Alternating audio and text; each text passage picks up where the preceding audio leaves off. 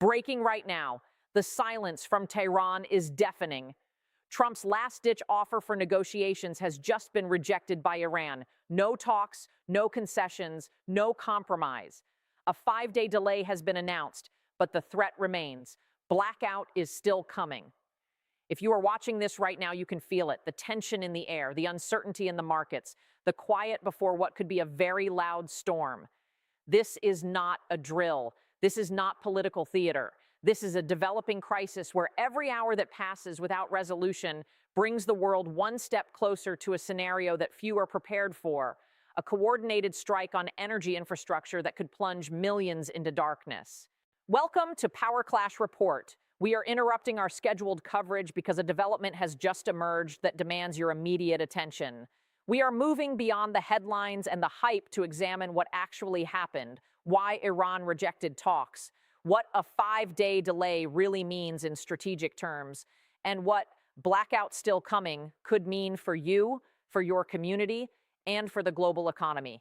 Stay with me. Do not look away, because what you learn in the next few minutes could help you understand and prepare for a world where energy is weaponized, where deadlines trigger consequences, and where the line between negotiation and confrontation has never been thinner. Let us begin with the facts, because in a moment of uncertainty, facts are your anchor. On March 28, 2026, diplomatic sources confirmed that the United States, through intermediary channels, presented Iran with a final proposal for de-escalation talks. The offer reportedly included provisions for phased sanctions relief, security guarantees, and a framework for renewed diplomatic engagement. In return, Iran was asked to cease restrictions on navigation through the Strait of Hormuz and halt attacks on regional energy infrastructure.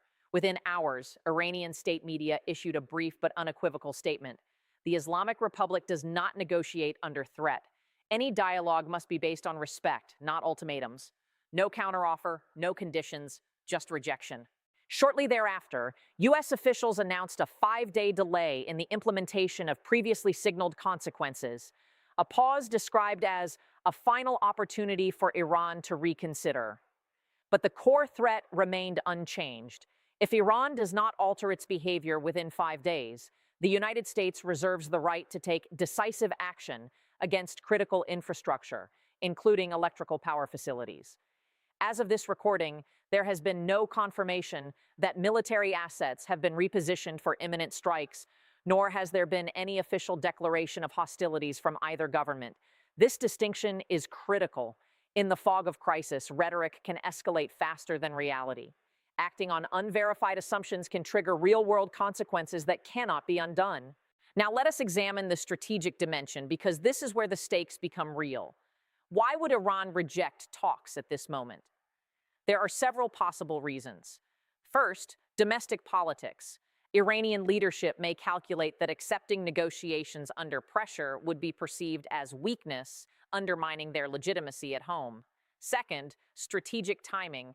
Tehran may believe that waiting could yield better terms, especially if global energy prices continue to rise and international pressure on Washington increases. Third principle. Iranian officials have consistently stated that they will not negotiate while under sanctions or military threat. Rejecting talks reinforces this position, even at the cost of short-term escalation. But rejection is not the end of the story. It is the beginning of a new phase. The 5-day delay is not merely a pause, it is a countdown. Each day that passes without resolution increases the probability of action. Each hour of silence from Tehran is interpreted by some as defiance, by others as deliberation. The ambiguity is intentional.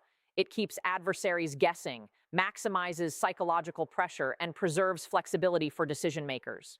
Now let us address the claim that Trump is panicking.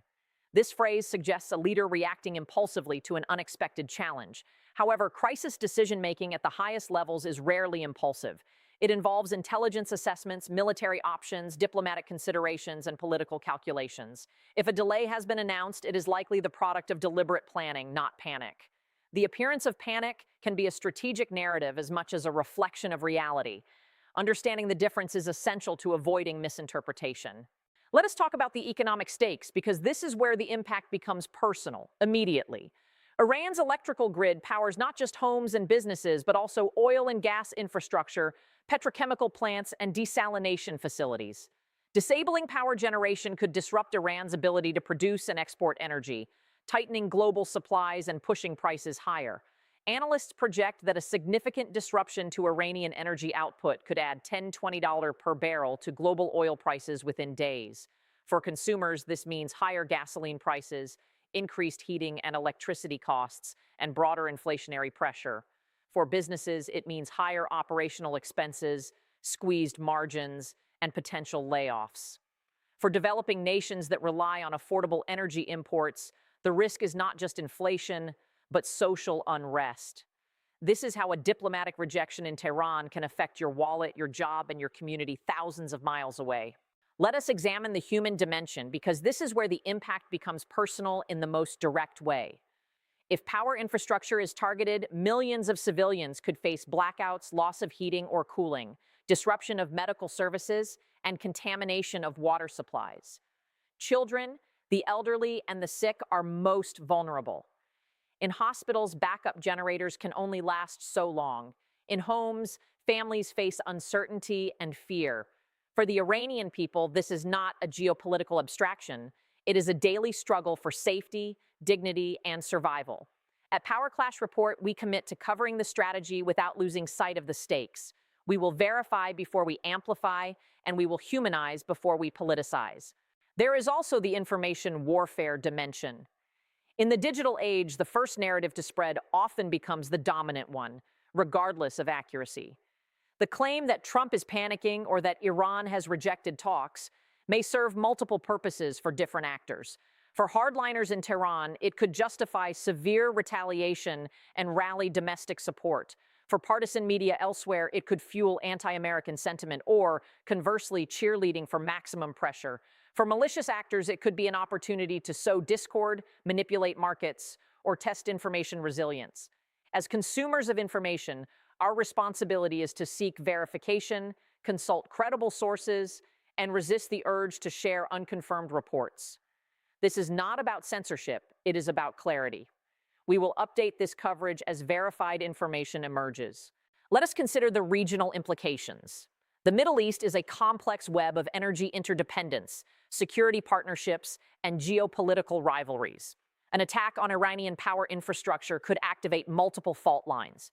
Gulf Arab states may worry about retaliatory strikes on their own energy facilities. Israel may see an opportunity to degrade Iranian capabilities further. Turkey, Iraq, and other neighbors may seek to avoid being drawn into escalation. The region is a tinderbox. A single spark can ignite a wildfire. What about the global response? Major powers like China and Russia have significant stakes in the narrative of American restraint. Beijing, as a major trade partner with Iran, may seek to mediate or at least avoid taking sides. Moscow, which has its own energy interests and geopolitical rivalry with the West, may seek to exploit the situation to weaken Western unity. European allies who depend on stable energy markets and have invested in diplomatic engagement with Iran may urge caution. The international community would likely call for de-escalation, but without consensus on attribution or response, diplomatic efforts may struggle to gain traction. Now let us address the suspense of the 5-day delay. Why 5 days, not 3, not 7, 5?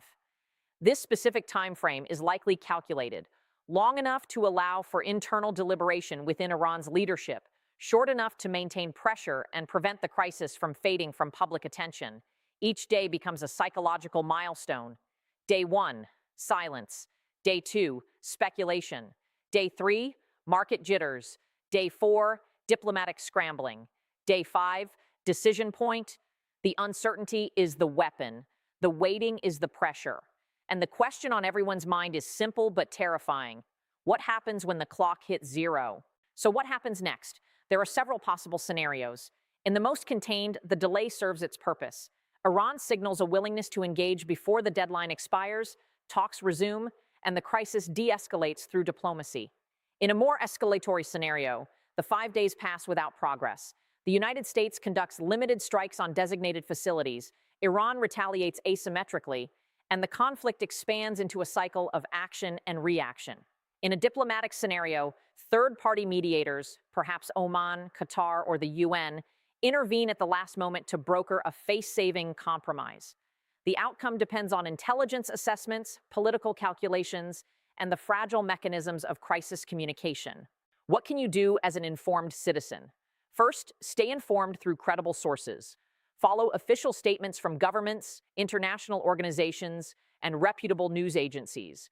Be skeptical of viral claims that lack verification. Second, understand the broader context. This is not an isolated event. It is part of a complex, multi-layered conflict with deep historical roots and global ramifications. Third, engage constructively. Share verified information. Support humanitarian efforts for those affected by violence. Advocate for policies that prioritize diplomacy and civilian protection. At Power Clash Report, we believe that knowledge is power. Understanding geopolitical events helps us make better decisions, protect our families, and contribute to a more stable world. Before we conclude, let us recap the key points. The United States has reportedly offered Iran a final proposal for de-escalation talks. Iran has rejected the offer, citing principle and opposition to negotiation under threat. A 5-day delay has been announced, but the threat of consequences for critical infrastructure remains. If carried out, strikes on power facilities would represent a significant escalation with profound humanitarian, legal, and strategic implications. The claim that Trump is panicking may overstate the immediacy of decision-making but reflects genuine concerns about escalation dynamics. The human, economic, and security stakes are substantial, affecting civilians, markets, allies, and global stability. The path forward depends on verification, restraint, and responsible communication from all parties. The choice before the world's leaders is stark. They can allow fear and rhetoric to drive policy, risking a spiral of escalation, or they can rely on intelligence, verification, and strategic patience to manage crises without surrendering to panic. History will judge this moment not by the threats issued, but by the wisdom with which they are answered.